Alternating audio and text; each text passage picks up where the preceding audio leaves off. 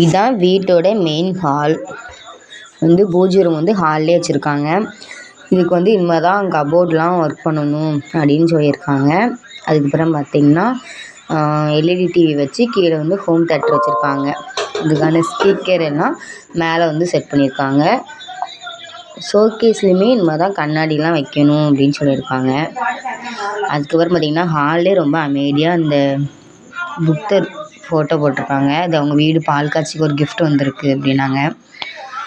Next அப்படியே பார்த்திங்கன்னா அந்த சைடு உங்கள் வீடோட பெட்ரூம் இருக்குது. பெட்ரூம் ஸ்டார்டிங்கில் பார்த்திங்கன்னா ஒரு பாத்ரூம் வச்சுருக்காங்க.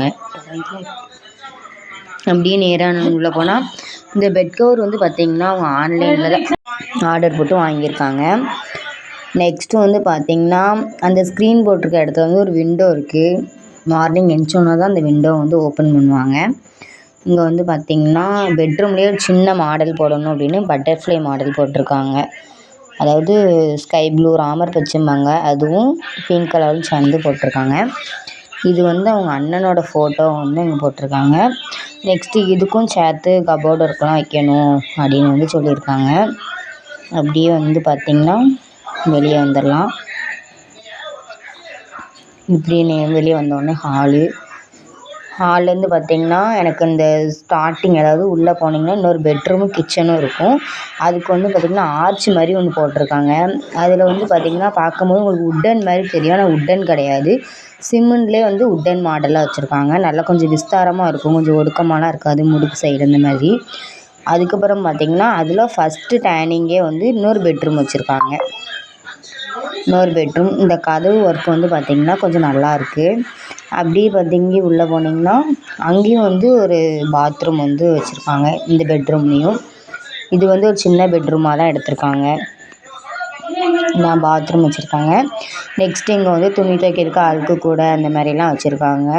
இது பார்த்திங்கன்னா ஒரு சின்ன பெட்ரூம் தான். கெஸ்ட்டு யாரும் வந்தால் மட்டும்தான் இங்கே தங்குவாங்க. அதனால் கட்டில் அவ்வளோ அவங்க போடலை. அப்படியே டேன் ஆனிங்கன்னா இங்கே ஃப்ரிட்ஜ் வச்சுருக்காங்க. எதுக்கு கிச்சனில் ஃப்ரிட்ஜ் வைக்கிறேன்னு பார்த்திங்கன்னா கொஞ்சம் இடம் பத்தலைன்னு ஸ்டார்டிங்லேயே அவங்க அரேஞ்ச் பண்ணியிருக்காங்க. கிச்சன் ஃப்ரிட்ஜ் ரொம்ப நீட்டாக தான் இருக்கும் எப்போவுமே.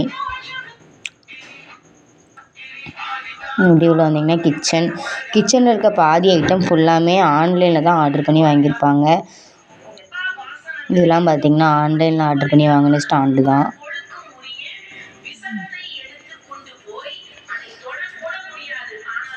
இது பார்த்திங்கன்னா இந்த பாக்ஸ் எல்லாமே பாதி ஆன்லைனில் தான் ஆர்டர் பண்ணி வாங்கியிருக்காங்க.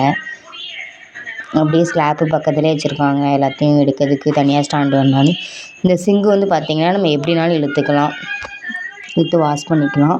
இங்கே பார்த்திங்கன்னா மேலே சீட்டோ இல்லை சென்டிங்கோ போடவே இல்லை. ஒரு வலை மாதிரி போட்டிருக்காங்க. மேலேருந்து மழை பெஞ்சாலும் கீழே அந்த மாதிரி வர்றதுக்கு. சாப்பிட்டு அங்கேயே கை கழுவுறதுக்கு வாஷ் பேசன்லாம் வச்சுருக்காங்க. நெக்ஸ்ட்டு பார்த்திங்கன்னா ஃப்ரிட்ஜில் போட முடியாத காய்கறியை கீழே ஸ்டோர் பண்ணி வச்சுருக்காங்க.